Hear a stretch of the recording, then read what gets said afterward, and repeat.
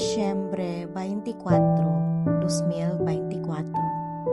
Pagbasa gikan sa Santos nga Ebanghelyo sumala ni San Lucas. Napuno sa Espiritu Santo ang iyang amahan nga si Zacarias ug nanagna. Daygo nato ang Ginoo ang Dios sa Israel. Kay mianhi siya aron pagtabang sa iyang katawhan ug paghatag kanilag kagawasan.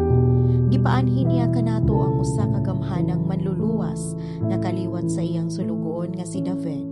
Kini maoy iyang giingon kaniadto pinaagi sa iyang mga balaang propeta. Misaad siya sa pagluwas kanato gikan sa atong mga kaaway ug gikan sa gahom ni adtong tanan nga nagdumot kanato. Miingon siya nga mopakita siya kaluoy sa atong mga katigulangan ug mahinumdom sa balaang kasabutan. Misaad siya sa atong amahan nga si Abraham ug nanumpa nga iya kitang luwason gikan sa atong mga kaaway ug mitugot kanato nga mag-alagad kaniya nga walay kahadlok nga mahimong balaan ug matarong tubangan niya ug sa tibuok natong kinabuhi. Ug ikaw, anak ko, tawgon ka nga propeta sa Dios nga labing halangdon.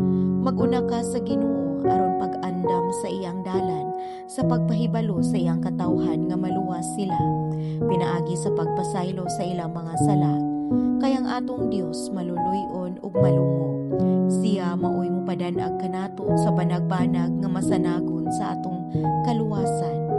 Ug mobanwa gikan sa langit sa tanang nagpuyo sa mangitngit nga landong sa kamatayon.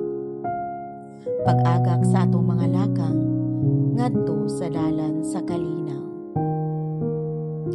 Ang Ebanghelyo sa Ginoo. Daygon ko ikaw, O Kristo.